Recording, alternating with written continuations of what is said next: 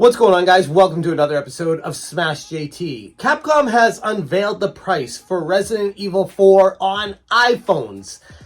And like we talked about in a previous video about this unveiling with Apple's new tech and their new mobile devices and how powerful these phones are and the kind of quality the games are going to have with them, what the prices are going to be and if they're going to start approaching the console counterparts. And yep.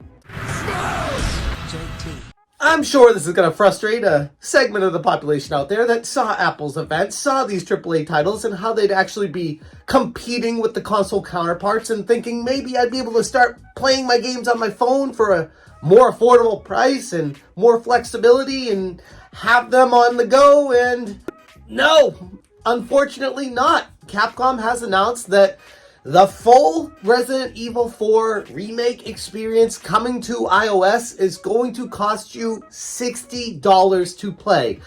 New to the channel, hit that subscribe, give me a like, and check out SmashJT.com. It has a full article going over my thoughts, feelings, and information regarding this topic. But for this video, let's talk about what Capcom said and why this may just be the new next generation for gaming. As I stated in my iDoc video, which I highly recommend giving that a watch if you haven't seen it already, the mobile gaming arena is experiencing a whirlwind of changes. With Capcom's recent announcement of the price points for the iOS and iPad OS ports in Resident Evil 4 Remake stealing the spotlight, it brings us to a crucial junction and makes us reflect on whether mobile games should bear the same price tag as their console counterparts, especially considering the uniqueness and intricacies of each platform. It's $40 for the base game and $20 to add the DLC, causing the Deluxe. But don't let this fool you, because those DLC sets are the same as they are on PC and consoles. And information on Resident Evil Village is not live as of making this video yet either. So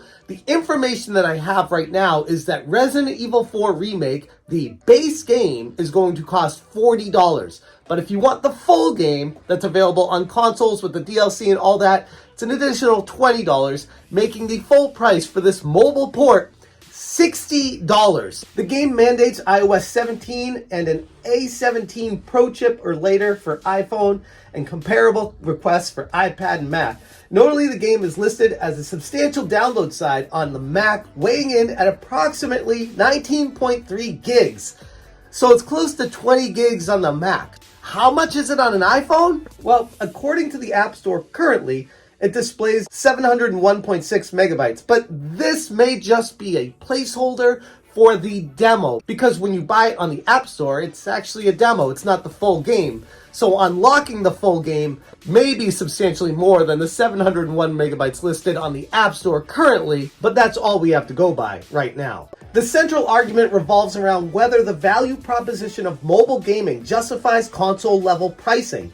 Mobile platforms with their unique ecosystems, accessibilities, and user experiences offer a different gaming environment compared to the immersive and high-end experience provided by consoles and PCs. Typically, unless we're talking about Mortal Kombat 1 on the Nintendo Switch, but that's a different topic for another day.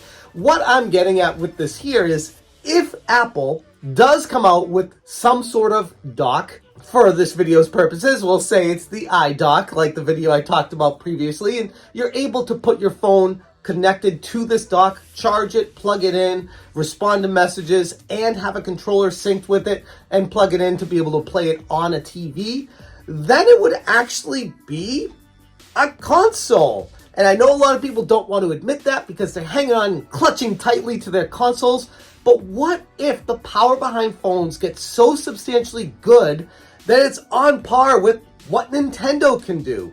And if Nintendo is able to charge $60 for Mortal Kombat 1, I know it's not Nintendo, but we're saying it's a game on that console that people are buying. Hell, there's a collector's edition, special edition of Mortal Kombat 1 reaching prices over $100 for Nintendo Switch on digital download, no less. So if you're able to get a comparable experience on your phone and dock it and play it on your TV, why would that be any different? But in the same breath, I'm not defending it, because I look at the pricing of that and I laugh and I'm like, who the hell would buy that? And then some people in the comments are like, I did, and I instantly regretted it. But it happens. People purchase these games, and if the experience is good enough, which Hell, Resident Evil 4 and the remake of it are some of the best, some would argue, are the best Resident Evil games ever created. And if it's coming out for a new platform, be it mobile, where you're able to have a comparable experience with it, and you love the game and you feel like it's valued at that for you, and you're able to potentially eventually play it on your TV, even you can right now via screen mirroring, there's a value proposition that some could argue for. I don't know if I'm going to argue for it, because at the end of the day, if we're spending $60 on a game, I'd want something tangible for it. I'd want a cartridge. I'd want to be able to sell it back, get my money back for it, or have some sort of value, tangible value in that. If I'm going to be getting a $60 download game, it's going to be for a mega-powered system, something that I just have to have and have to be able to play. Or, let's face it, a Nintendo game that I can't miss out on, because those are great too.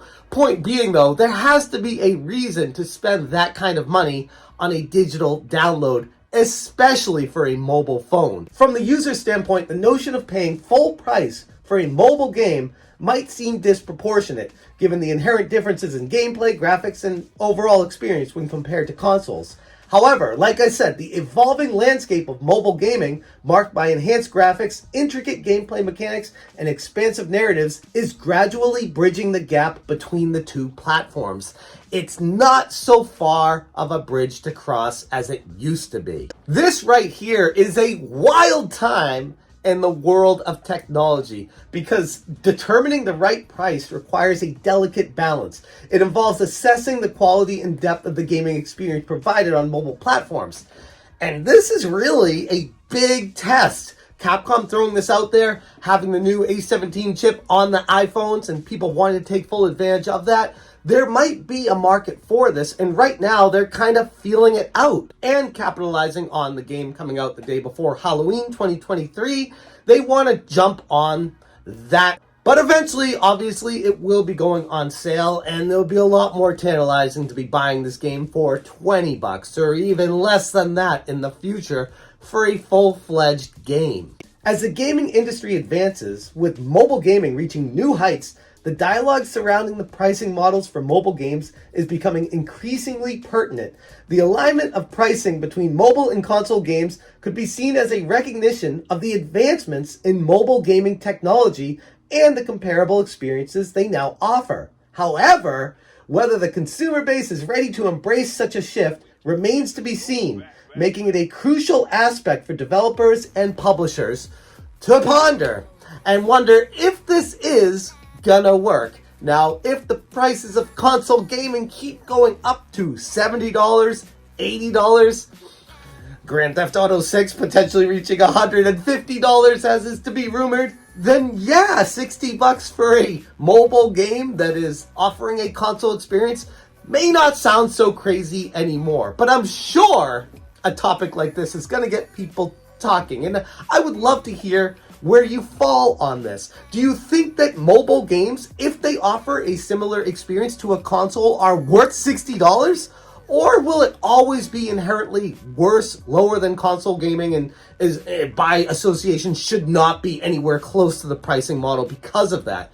It's an interesting question, and without the Nintendo Switch, I'd say yeah, they're two completely different things. But I feel like PlayStation 5, Xbox Series X especially, and even S to a lesser degree, offer an experience graphically capable to charge that kind of money. Then you have the Nintendo Switch that is way lower graphically capable, but has more versatility with it, and the first-party Nintendo games that can demand a higher price. Then you have mobile, and it's kind of like in this no man's land right now of, well, it's kind of approaching Nintendo Switch, at least the first-gen Nintendo Switch. Nintendo probably can't wait to get their Switch 2 out there to get away from this again, but even with the Switch 2, and they're saying it's going to have about PS4 type specs on it, mobile gaming is kind of already catching up to that right now. So, yes, Nintendo will always have its first-party games, but mobile gaming is going to be in everyone's pockets, and eventually everyone's going to have these phones. Maybe not immediately. I know everyone's going to scoff at the price of $1,400 or $1,500 plus to get one of these new iPhones, but Eventually, they'll come down in price. Later models, 2, 3, 4 years from now, and they'll advance, and these will come down just like they always do. It makes you wonder, once you get one of these phones, is that going to change your perspective on how you game? And that's where the real question is. And yeah, the iDock is still happening. I'm going to leave it there. Thank you guys so much for watching. And as always, you stay smashing. Smash,